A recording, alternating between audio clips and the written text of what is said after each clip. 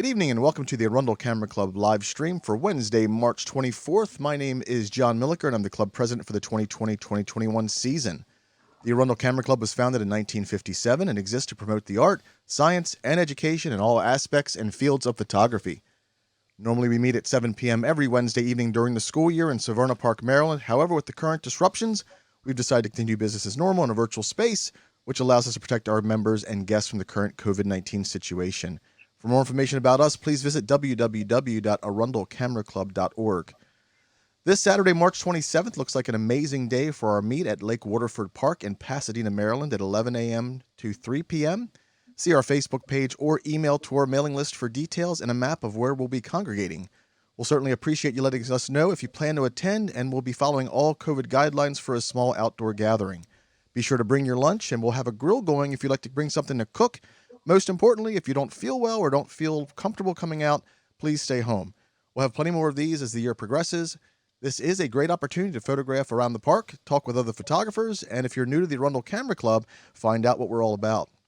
And before we move to Christine for the upcoming schedule in tonight's program, I wanted to mention again that Kathy Hockel is our nomination team lead, and she is looking for anyone in the club looking to take on an officer's position or volunteer to help the officers of the 2021-2022 year. Like I said before, I firmly believe that fresh faces and new ideas is how our club absolutely thrives.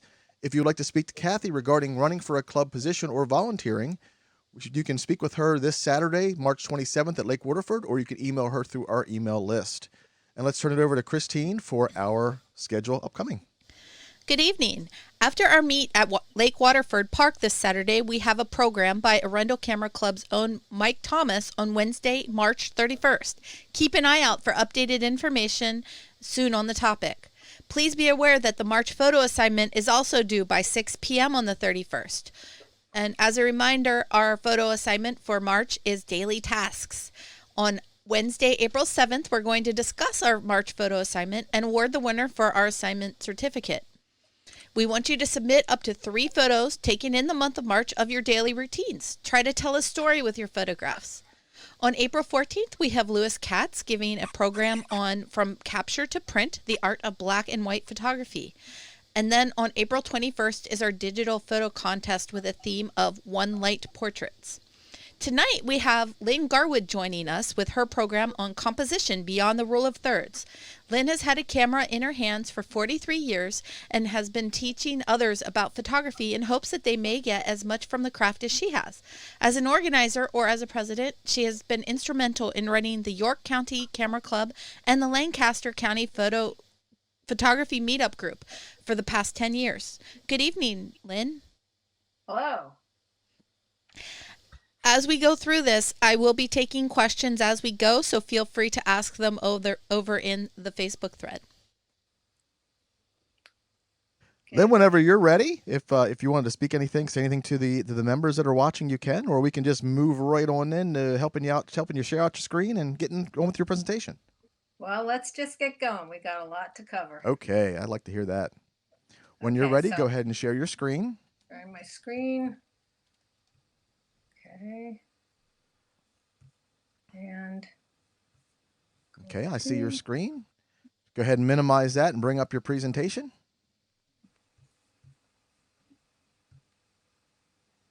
Okay, we're ready to go? And when you bring up the first full screen, I'll bring you back in. Well, there it is. There we go. Can't see that? See it perfectly fine. Okay, so we're ready to go, huh? Yes. All right. Well, welcome to Composition Beyond the Rule of Thirds. Photography is a creative art, and art has no rules. Photography is different from most other types of art, which begin with something empty, raw materials that gets filled up or shaped by someone's imagination. Photography is about choice. We are faced with a whole world in front of us, and we're going to fit a part of that into a rectangle. So we need to choose carefully what gets included as well as what we leave out. Over the last few months, we've all watched a heck of a lot of webinars. Follow your vision, ignore the rules, find your inner self, go with what you like, let go. Well, that's all well and good, but that advice comes from photographers who've been at this for years and they've discovered what works for them.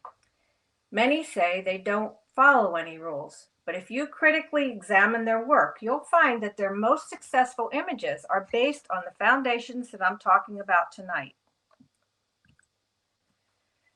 Now, Michael Freeman's book, The Photographer's Eye, begins with a quote from Paul Strand, who was an early American photographer.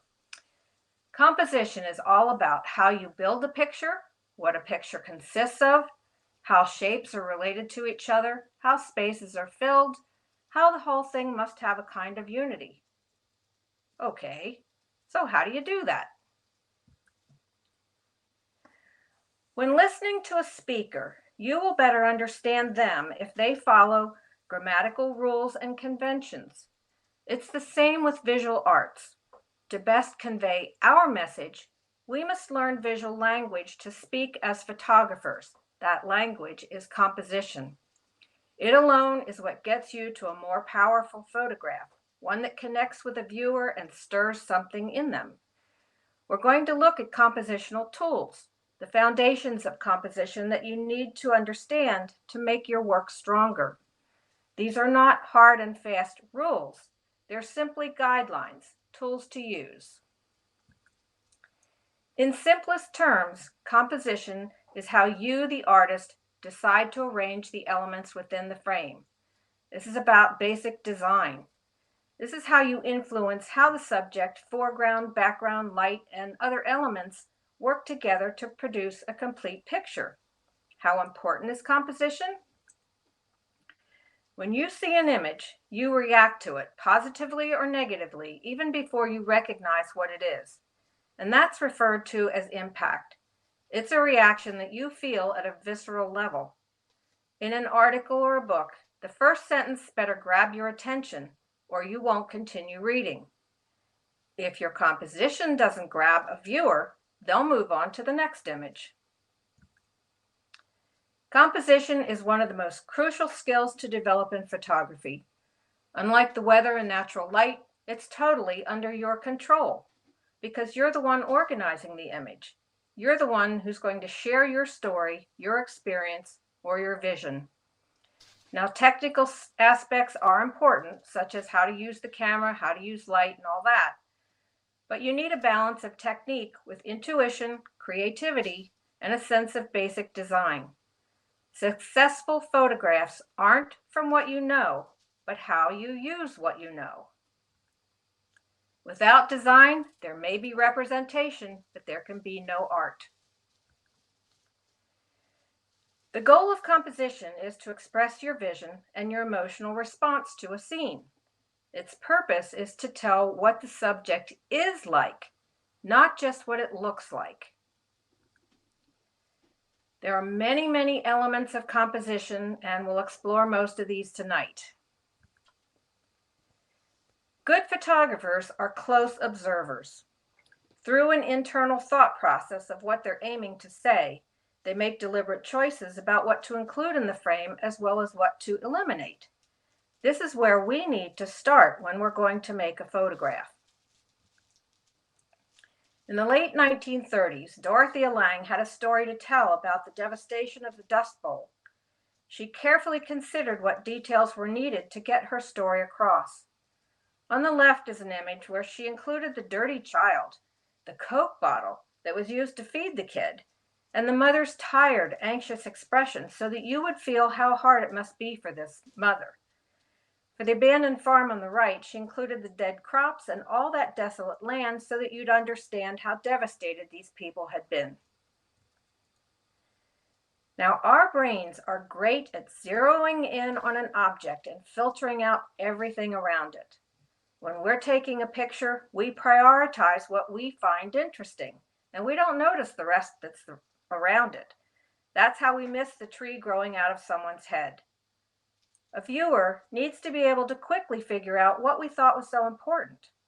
So we need to make an effort to look around the frame before we press the shutter button to see what's really there and to see what can be eliminated. What's this image about? The butterfly? Then why not make it about the butterfly? So the first fundamental of composition is to simplify. A good composition is equal to a single sentence. It's compelling, concise, and well constructed. A bad composition is a whole string of sentences or ideas. That single sentence gets lost. How many times have you been shown an image and the photographer starts to explain it or tell how hard it was to get the shot? That's not what makes a good image. What if he wasn't there to tell you? The image should speak for itself. So before worrying about composition, identify your subject in your mind. Think in terms of the heart of the image. Think about why you're compelled to shoot that subject. If it's a flower, were you attracted to the curves of the petals, the color, the interplay of center with the petals? If it's a landscape, what is it about the scene that caught your eye?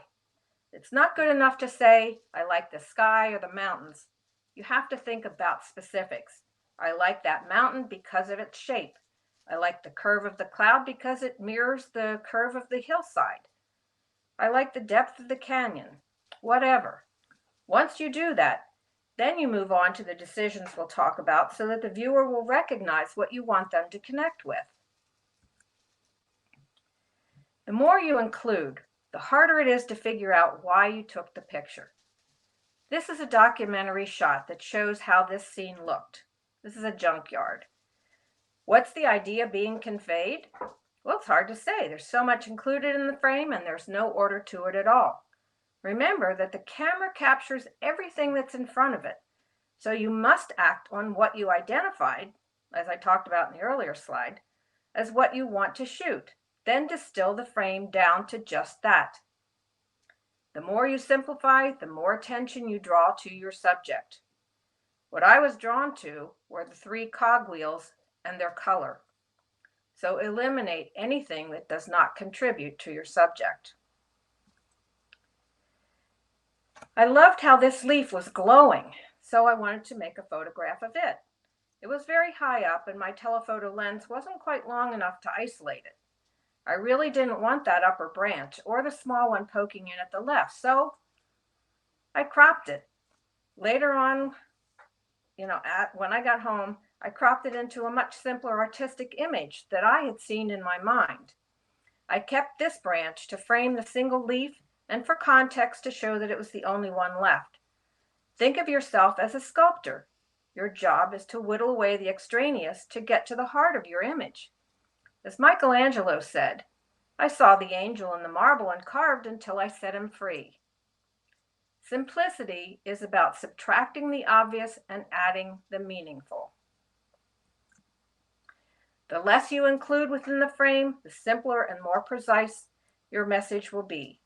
That makes it easier for viewers to understand and be touched by it. In other words, everything you choose to include in the frame should be there for a reason, and that shouldn't be just because you missed that it was there. So, subject placement. Each element in your frame has a relationship to the others.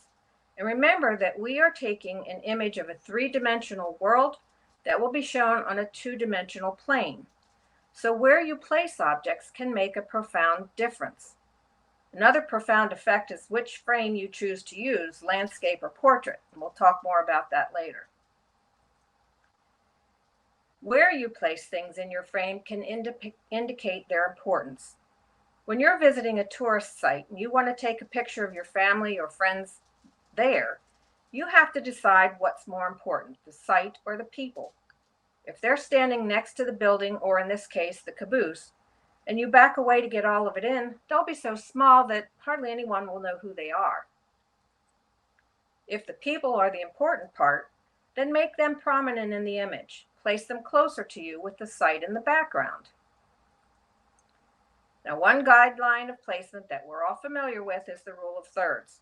And this is a guideline so that subjects aren't placed smack in the middle where so many beginners stick them. But why don't we want them centered? Well, studies show that centers and the corners are areas of visual gravity. They act as magnets to pull objects toward them.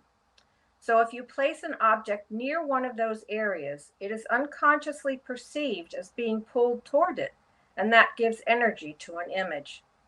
If you place a subject in the center, it's perceived as being stuck there, unable to move because it's on the strongest magnet, and that prompts our brain to figure that it's not worthy of our attention. Notice where the grid lines of the rule of thirds are. None of them touch the magnetic areas. So place elements between these magnets to create visual tension to keep the interest longer. The intersections of the grid lines are called power points, and they are generally good places to put a subject. Having the subject in the center means that you're giving equal importance to both halves, whether top and bottom or left and right. These sunflowers are centered both vertically and horizontally. The sky isn't important here, and below them is nothing of importance. So a better way to take this shot is to move them lower in the frame and get rid of the sky altogether. Taking out the sky does simplify the image.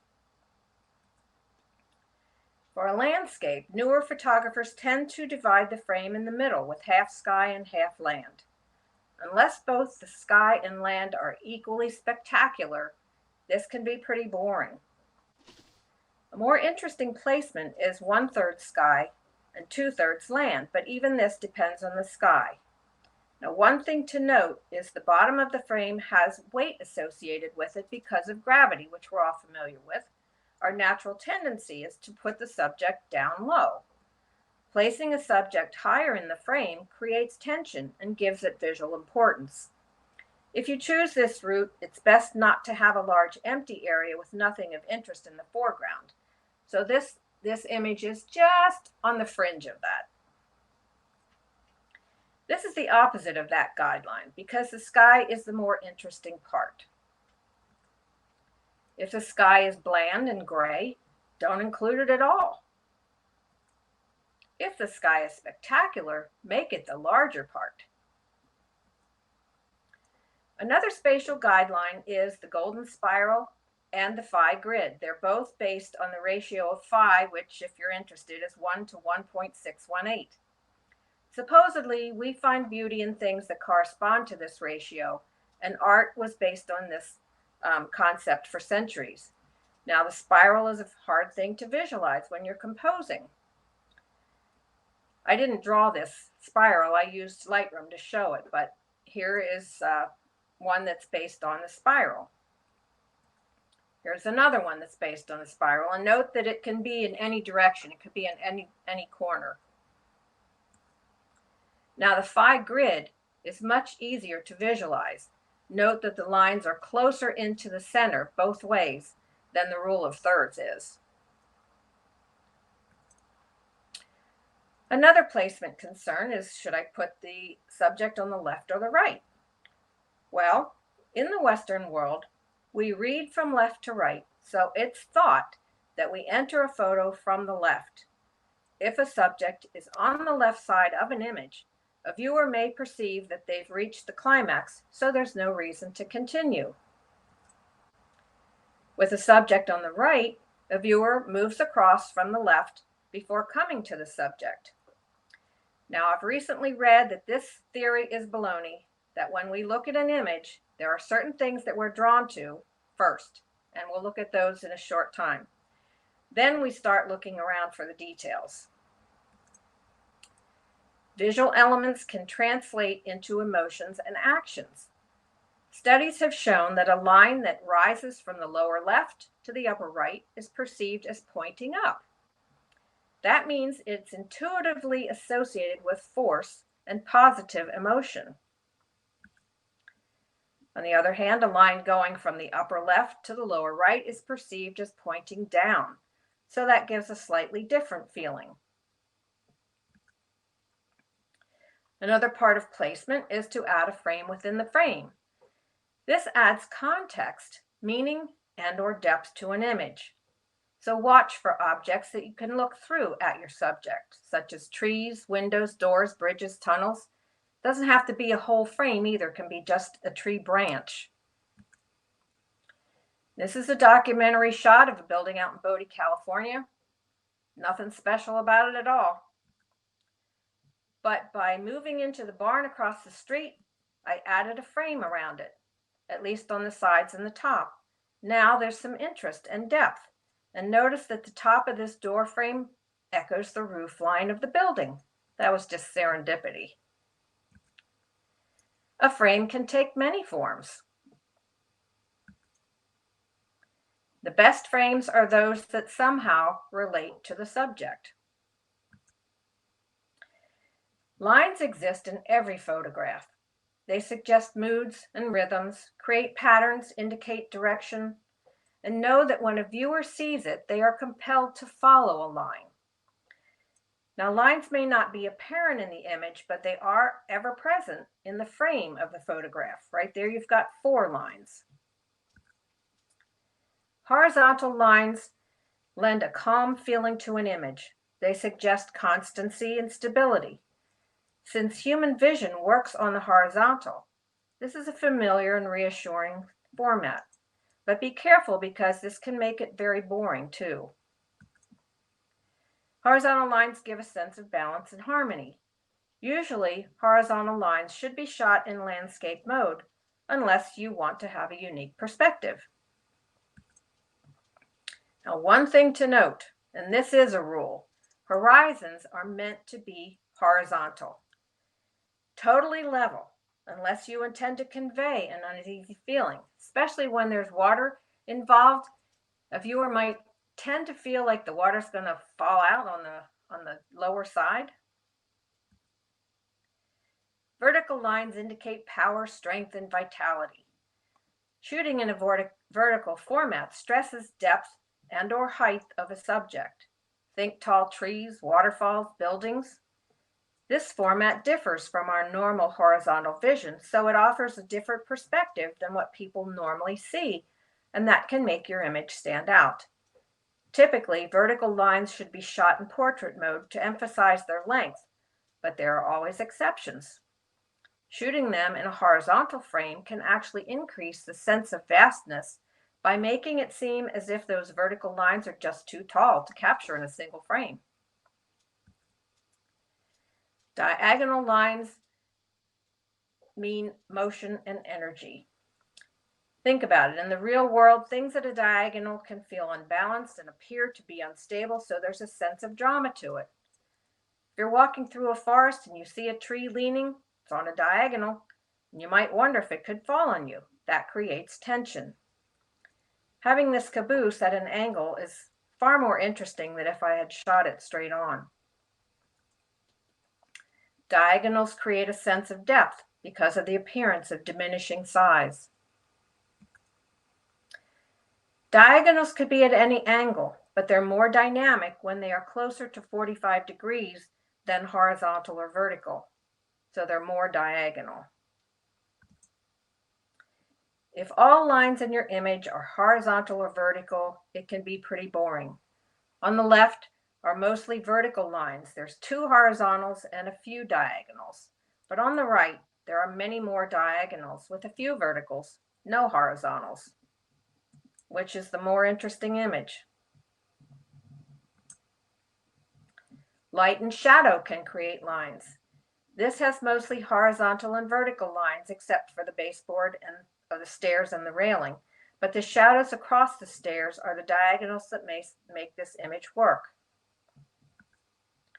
Here it's the diagonal lines of the window light on the wall, as well as across the bed, that makes this one interesting. Curved lines give a sense of movement. They cause a viewer to slow down, to wander through the image. While this is at a diagonal, the curved beam creates the interest here. Lines don't have to be actual lines, they can be implied. When you see someone looking, you are compelled to see where they're looking, and that creates an implied line of sight. This is an implied line of sight, and I don't think the mouse fared very well in this one. Implied lines can exist when other elements in a scene create them. Here we have repeated shapes forming lines. Leading lines are one of the simplest ideas in composition, yet they're very powerful.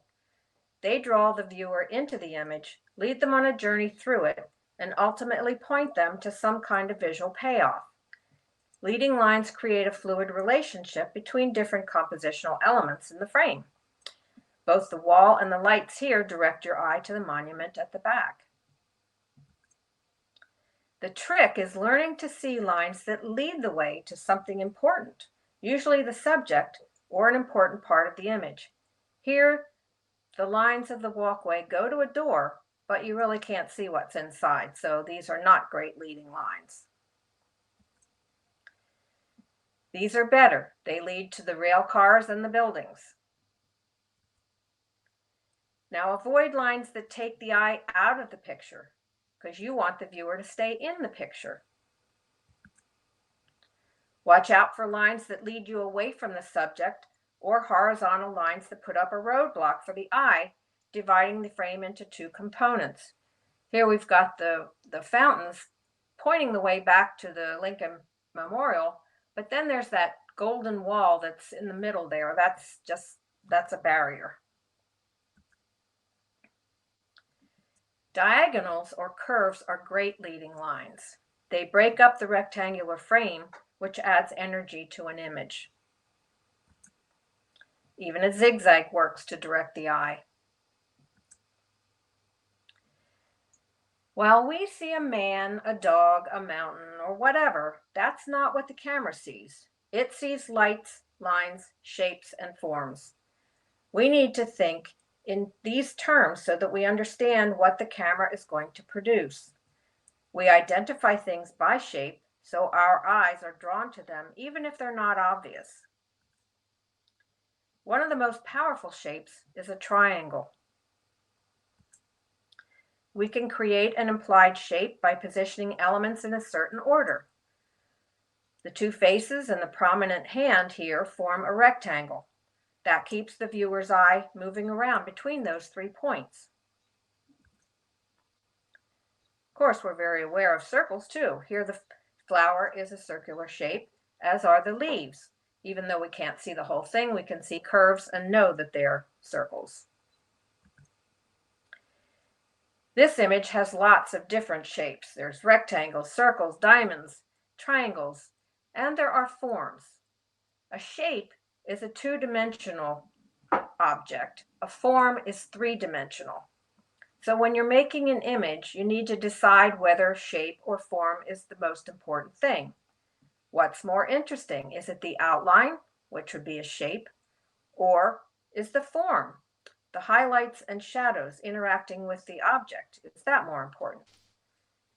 You may need to move around to find the best way to show them. Color can be a dominant element of composition. Too many colors look chaotic, though. The more you simplify them, the better. This image has so many colors that there's no cohesion or harmony to it.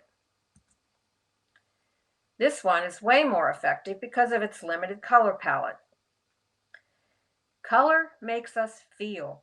It stirs emotions such as lust, anger, fear.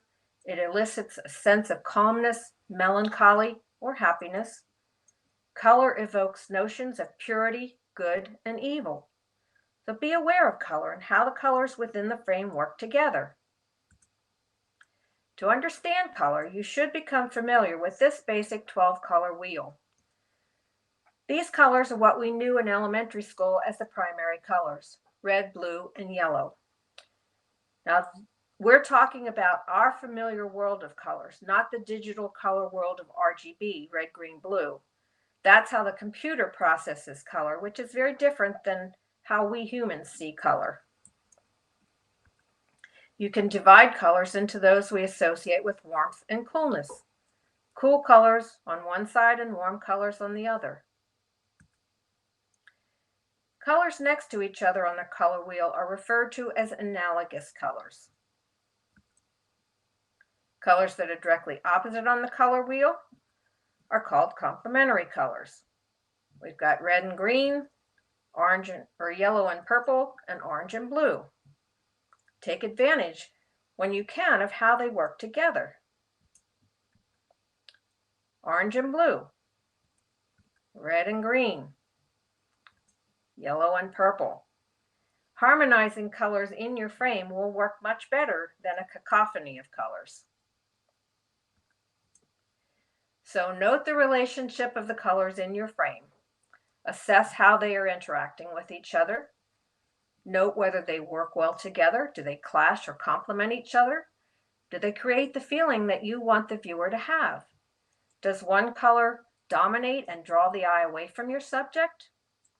Be intentional with colors. If you're setting up a group shot, you'll get a much better look if all the members dress in complementary or analogous colors, and you want them to have want to have them against a harmonious colored background as well. Here are analogous yellows to oranges with a bit of complementary blue added. When colors are close together, they can influence how the other one looks. On the left, you see the red line surrounded by an orangey yellow. These are tertiary colors that are separated by several colors on the wheel. Looking on the right, having the red line with its complementary color of green makes it look more vibrant. It even seems to vibrate if you stare at it. So what does this mean for photographs? You can create impact by having certain colors together. That one's much more of a pop. So when juxtaposed, complementary colors make each other seem brighter and more vivid. Oops. Choose a background that will give your image the look and feel that you want. I like every one of these, but I think the red's my favorite. Colors have a language of your own, and that differs from one culture to another. If you want this list, you could take a screenshot. These are for the Western world. I'm not going to read through them, but know that they can have a significant impact on the emotional response of a viewer because they evoke these feelings and they affect the mood of the photograph. By my toning this image on the right blue, you should get the sense that it was very cold. Become aware of how colors in your image affect the mood. On the left, it's a cool color palette, so it gives you a more serene, cool, and calm feeling than the one on the right, which has a warm color palette. And with this greenish glow, it should give you a very eerie feeling. There's also the absence of color, as in black and white, which is one way to simplify a composition. The best time to think about doing black and white is while you are composing, not as an afterthought. You can't save a crappy picture by turning it into black and white. Because there will be no color, you have to think about lines, shapes, textures, and light within the frame. Now, in the 1920s, a group of psychologists developed what's called the Gestalt principles to explain how humans perceive things, how we organize them in our mind. So let's see how they relate to photography. Now, these are the things I mentioned earlier that will draw attention when a viewer first looks at your image. The human brain has a conditioned response to certain visual information. Long ago, we learned to react to clues about threats, food, even human interaction. So these will all affect your composition in either good or bad ways. By knowing these human responses, you can use them to draw attention to a subject or to be aware of what will distract from your subject. Here are 8 of these responses. We quickly see other humans, whether by shape, face, or eyes. If there's one in your shot, it will get noticed first. If you don't want it to draw attention, minimize it. I guarantee you that you saw that man, as tiny as he is, in the back very quickly. In our modern world, we've been conditioned to respond to text. If there are any letters or numbers, our eyes are quickly drawn to them. Again, when this image popped up, I'll bet your eye went from Lincoln up to the text to see what it said. Any text in the frame should be a part of the story.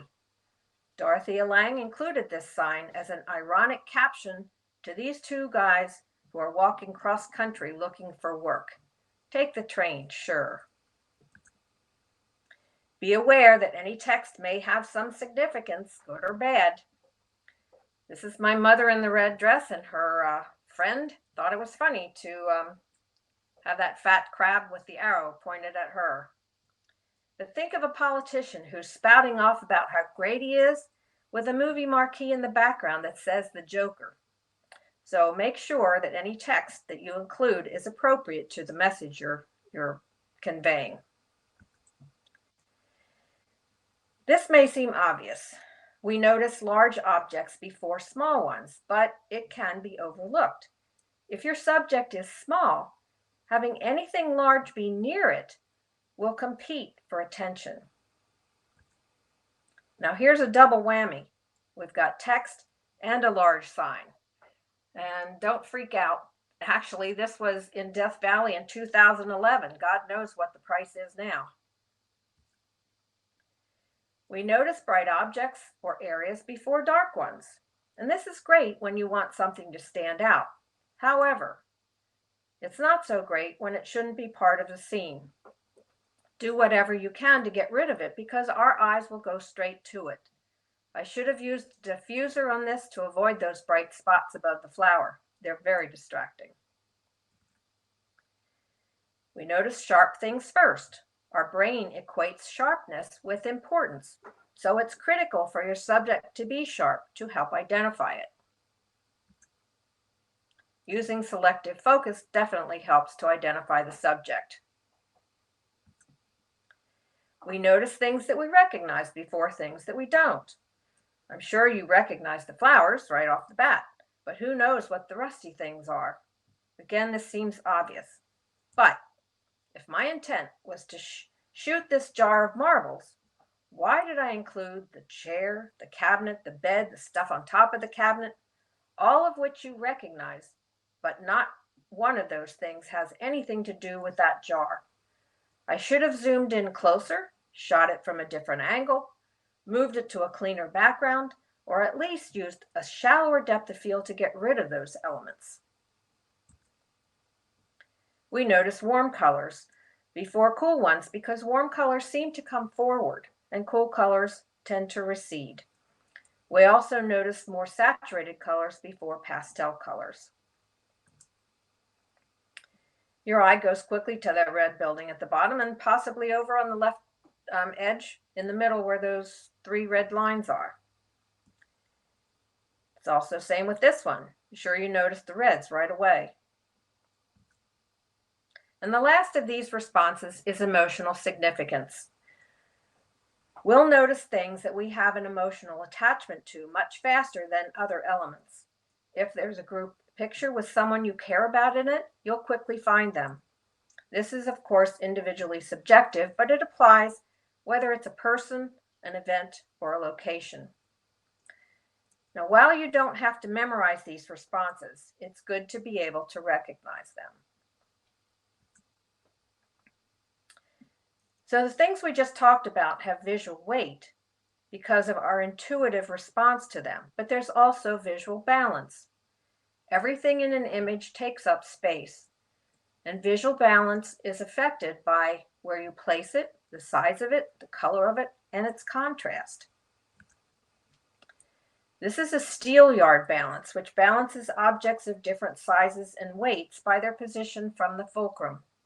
That's what visual balance is based on. This shows that you can balance 2 objects of differing weights by placing a large object, a short distance from the fulcrum on one side, and a lighter object on the other side further away from the fulcrum.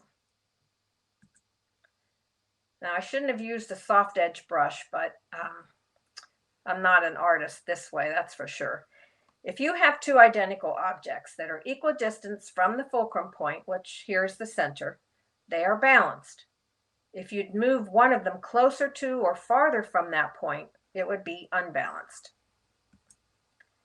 If you have 2 objects of differing sizes, you can balance by having the smaller one farther from the center and the larger one close to it. Your brain will group smaller things together, creating something larger.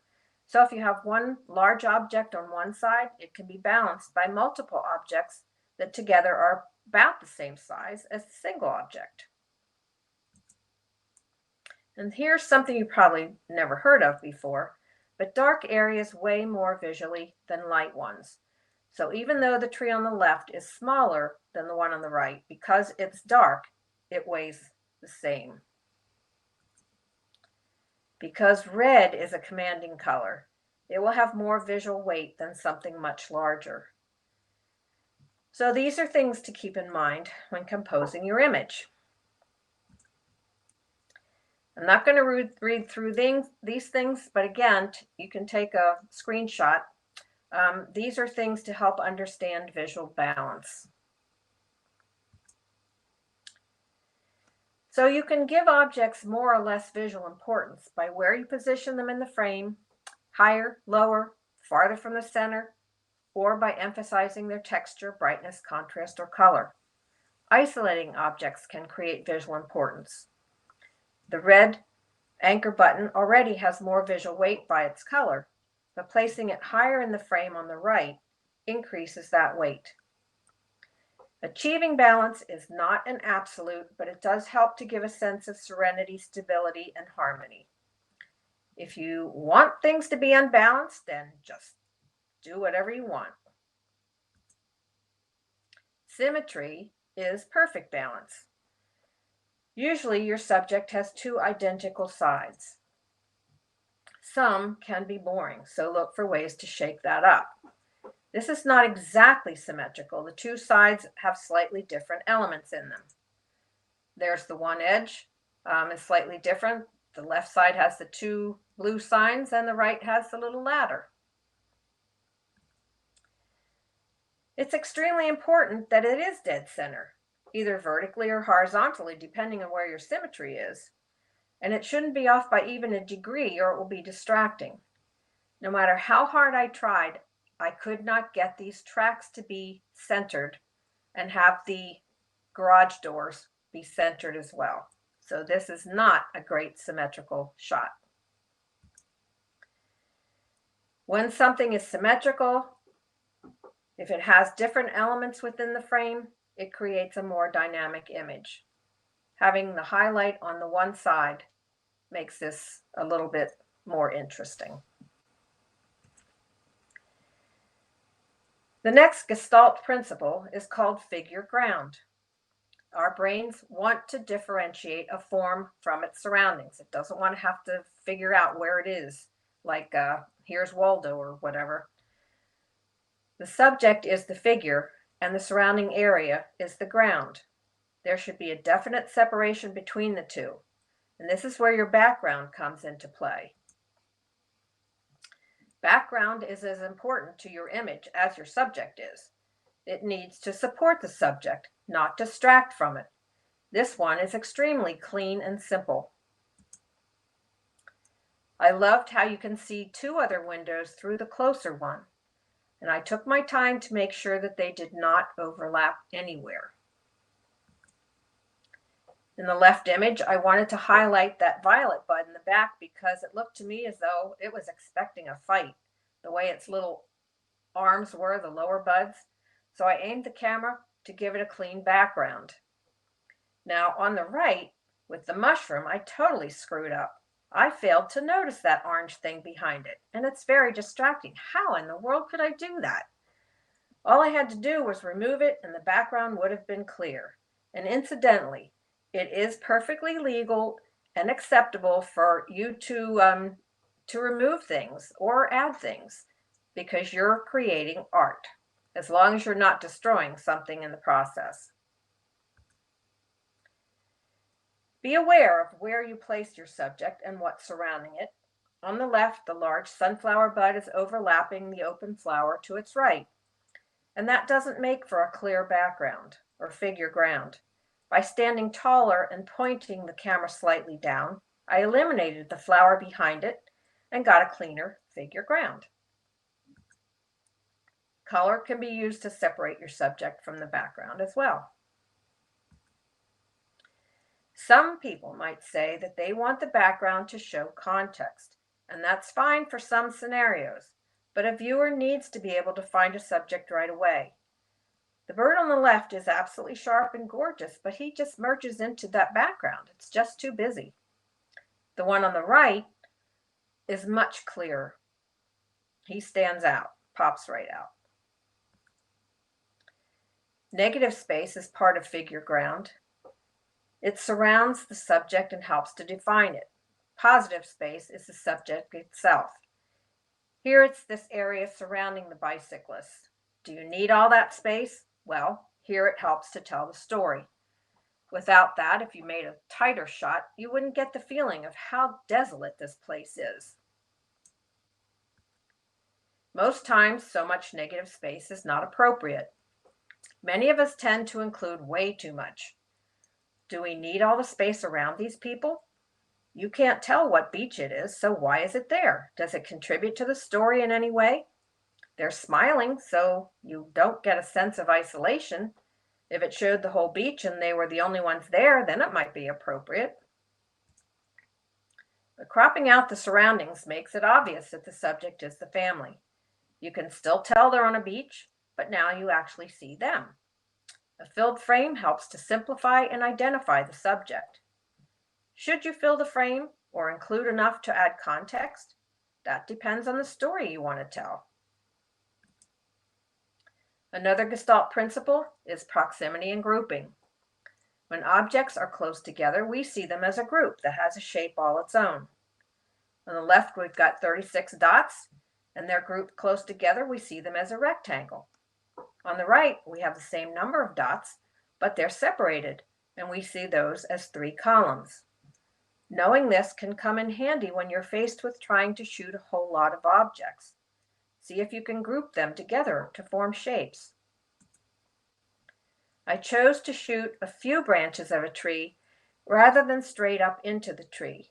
This way, the dark areas between the branches help to create groups of leaves rather than having a whole mass of them. Here I use the 2 tall sunflowers to form a group. By isolating them above the others, now they look like the king and queen of the rest of them, who are all bowing their heads to them. Proximity is the reason for merges. Since we see in 3 dimensions, we may not notice how the camera will change the perspective when it's in 2 dimensions. So you need to consciously look around the frame and see if the spear is through this guy's head. A subgroup of proximity is the rule of odds. For some reason, odd numbers of objects are more appealing to us than even numbers. 3 is a very popular number. 3 Musketeers, 3 Blind Mice, 3 Stooges. Think of the lucky numbers 7 and 11. Using an odd number creates a visual balance and a harmonious pattern. Another subgroup is continuity. Remember that a viewer has an instinctive tendency to follow a line, whether that be a path, a river, a beach. Unless you have a good reason not to, give a subject room to follow the implied line to continue on. This is not a good example of continuity. It appears like this poor eagle is going to crash into the frame. Giving him space to move into creates a sense of implied motion. These cars are heading to the left, so the space on the left gives us a sense of travel. These cars have no space to move into, so it feels as though they're caged, and they look as though they're anxious to escape. The sense of movement is diminished. If a person is looking outside the frame, it's usually a good idea to give them space in that direction for their gaze.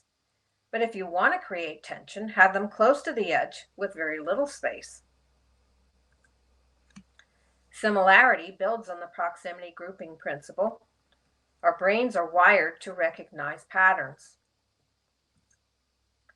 Here's repetition with a rhythm. These ferns resemble an audio graph. Going from left to right, they go from smaller to larger and brighter to darker, as though the sound The music is going from loud to soft. Repetition, especially with slight variations, can be visually interesting. Breaking the rhythm or pattern creates visual interest, like this single green life vest in the wall of orange ones. Think of a line of cars. All of them are black except for one red one. How about a crowd of people with one guy going the opposite way? Here's a more subtle way to show repetition with similar shapes and colors. The last Gestalt principle I'll mention is closure. You don't have to include a whole object in the frame for a viewer to know what it is. If there's enough information, the brain will fill in the rest, so the viewer is engaged to complete the object. You can tell that this is a puppy hoping the human is going to give it something to eat, even though there's very little information. Doing this gets a viewer involved. To be effective, be sure to cut off enough so that it looks like you meant to do it. If you clip off just a tiny bit of a tip or an edge, it will look like a mistake. And that's it for this Gestalt principles. Next up, point of view. We see the world at eye level, and that point of view is relatively the same for most adults. Our natural tendency is to stand up, raise the camera horizontally to our eyes, and take the shot. That's what everybody else sees. For something unique, find some other angle.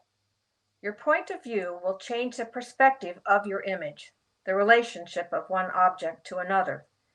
Giving a viewer something different than what he or she would normally see creates a lot of interest. If you go to Pemaquid Lighthouse in Maine, everybody climbs down the rocks to get this view. So I climbed around the front. Very few people see this view. Here's a very nice shot of tulips, but it's a view that people can see on their own. Instead, look for a way to be unique, such as from underneath. Here's a documentary shot of a band. Getting in close and being slightly behind feels more intimate. Viewers will feel like they're part of the band. Your point of view can have a tremendous effect on the feeling of your image. Shooting down on an adult can give a flattering look. It does wonders for double chins and not so slim areas. However, it can suggest a sense of dominance, especially when done for a child. When photographing children, get down to their level. You won't be so intimidating and you'll get more natural images. Also, the viewer will have a more intimate view. Shoot from behind. This tells the story of a very patient father. Shoot from down low. You don't need to see the whole car.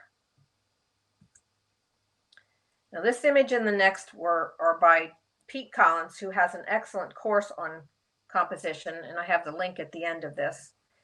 But in this straight-on view, which is taken with the camera about chest height, it appears that the man in the center must have some significance because he's in the front and the others are in a row behind him. Now this image is totally different. Looking up at them gives a different feeling.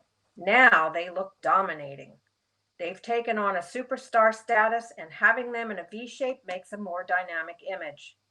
The bright lights, which could be distracting, reinforce the idea of them in the spotlight. Try this at a special family dinner. Place the camera on the table, perhaps angled up toward the faces, and you'll all look like superstars. Looking up at a subject gets rid of a lot of background clutter, and the subject will look much taller. Here's a very unique point of view from William Eggleston taken around 1970. Think how this would have looked if he had simply stood up and taken the shot. You definitely wouldn't remember it like this one. If you're not sure which format to use, first try a horizontal frame and then try a vertical.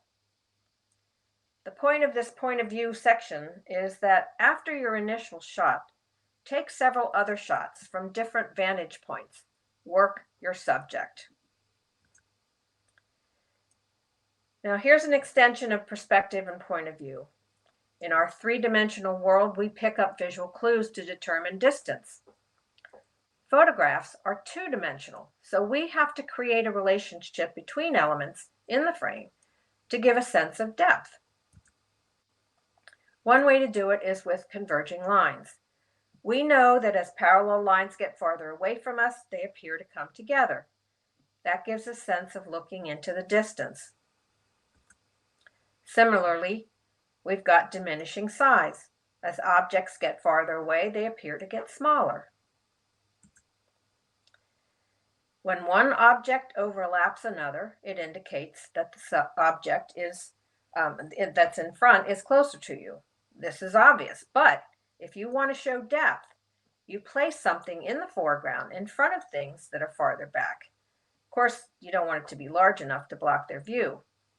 But this brings us to near-far relationship, which is a very effective way to show depth. Here we have that item in the front. Now for this to work, you need 3 layers of interesting information. Foreground to capture attention, the middle to pull the eye farther into the image, and then you keep going to the interesting background.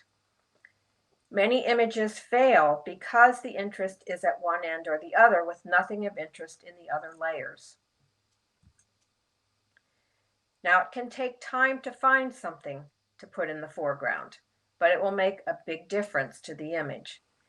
If this element could be in a diagonal relationship with the background subject, that's even better. Another extension of the near-far relationship is forced perspective. For this, you create an optical illusion to make an object appear smaller or larger than it really is. You'll often see an image of someone holding up the Tower of Pisa. Think about a person who's reaching up and grabbing a cloud, or a child who's as tall as the Eiffel Tower. Next up is a focal point visual anchor. When your subject is an idea or a concept, it can help to have a focal point, a center of interest or activity. Here the subject is the vastness and the strangeness of Death Valley's racetrack. The rock is a focal point. You notice it right away, and then you wander through the rest of the image, to see, what's back there, but ultimately you come back to the rock. It's a visual anchor. In this scene, the cross is the visual anchor. You notice it right away. Then you explore the rest of the image, but you keep coming back to the cross. Here, the fence post in the foreground offers a visual anchor. It's what you see first. Then you move into the image to explore what's back there, but then you come back to the post. Counterpoint is another concept, and that's taken from music, where you have 2 different but related themes that play at the same time. There's a juxtaposition of 2 or more visual elements in photography that compete for the viewer's attention. Here we have 2 photographers in the foreground, and then as a counterpoint, there's the fisherman and his daughter farther back, and they're oblivious to the photographers. The 2 elements here that cause counterpoint are the rusted can, which is man-made, and the marigolds, which are nature. Here the counterpoint is the almost sunny foreground with the foggy background. Now, as humans, we crave to understand, we want to know. If we can identify with an image, we better understand. Gesture helps to relate to an image or subject. Jay Maisel, who is a prominent New York photographer known for gesture, was asked to explain it. He took a shot of a guy who was running his hand through his hair and he said, "That's gesture." It was a moment that made the guy unique, interesting. At this event, when they announced they were about to play the national anthem, these boys immediately whipped their hands up over their hearts. They were so young, but yet they seem to understand what that stands for. So I felt that was a gesture. This could be a documentary shot, except for the one sheep at the back who's looking at us. That's gesture. Here we've got 3 kids walking the rails, and the little girl is in her princess dress. Whew, what a gesture. Here's a little girl who's trying to be just like her mom. And this one, it doesn't have to be people either. The sign, no swimming indeed. Yeah, like I'm going to go swimming. Now the next 3 are by Elliot Erwitt. I just love this image. This one as well, gesture. And this one, I love the look on the woman's face, as well as how the dog's fur echoes her hair. So, a key to a memorable photograph is a good composition. No one is born with talent knowing these guidelines. It takes learning how to see with more than your eyes. It requires study like any other craft. I challenge you to develop an awareness of these visual principles and learn how to use them. Practice them. Examine images by good photographers, and I've included a link at the end. Look to see how and what they've incorporated in their images. Don't bother looking at the myriads of mundane images on Facebook, no matter how many people ooh and ah over them. So to wrap it up, the goal of composition is to express your vision and your emotional response to the scene. Engage with it. Feel something about it, even if it's just that you think it's beautiful. Experiment constantly. Look more deeply to find what works best to convey your message. Connect with your subject. If you are into shooting wildlife and you're asked to take a picture of flowers, you're going to have a harder time getting a great shot. But eventually these elements will become intuitive and you'll instinctively use what's needed to get your image, your message across. Seeing in the finest and broadest sense means using your senses, your intellect, and your emotions. It means encountering your subject with your whole being. It means looking beyond the labels of things and discovering the remarkable world around you. Art is not what you see, but what you make others see. So here's the list.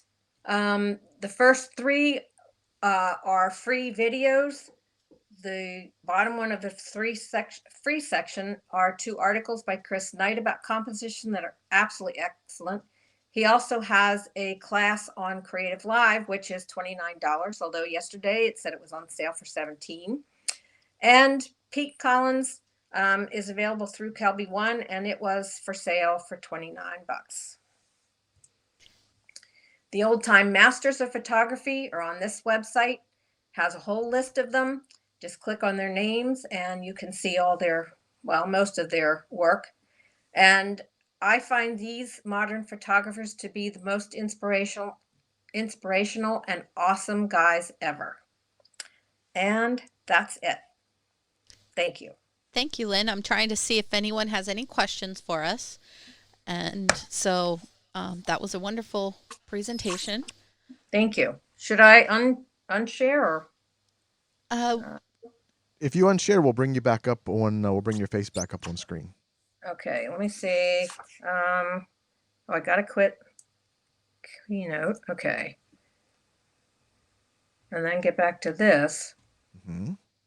And there we go. Okay, there we got you up. All right. There you go.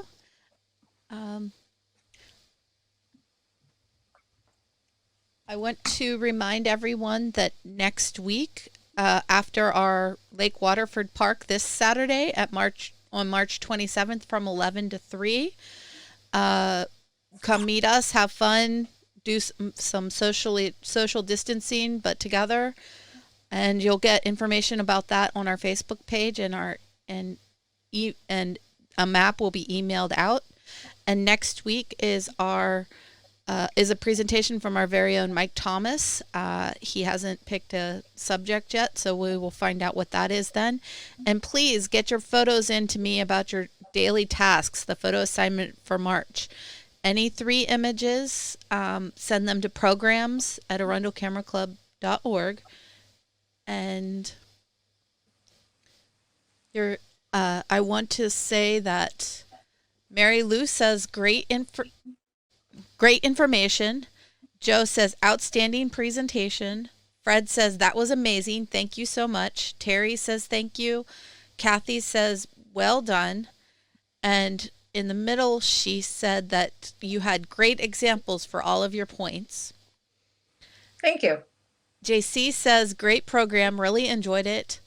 Susan says I like her first comment that we need to simplify the image. Sounds much better than the usual critique of you should have cropped it. Simplify sounds like something I want to do, where crop sounds like what the judge would want me to do. Yeah. Get it as much like you want the end result in camera, so you don't have to crop and whatever. Kathleen says, excellent presentation. Love the supporting research, references on research cited. Okay. So it sounds like there aren't questions, that you must have answered them throughout your talk. That's great. Either that or they're just overwhelmed. And Lynn, where can we find you online? Do you have any workshops, books, or prints available? No, I don't. Okay. I do have, you can look me up on Flickr. I don't remember exactly what the URL is, but I do post. That's the only place I post photos. Okay, it looks like we have no more questions. We will try to put your Flickr site up in our comments then. And okay. I can send it to you, but I don't remember what it is offhand. Do I have it on here? Wait, maybe I do have it. Let's see if I can find it. Joe says, very informative with great content and knowledge. Questions all answered during the presentation. Okay. I try to be as thorough as possible.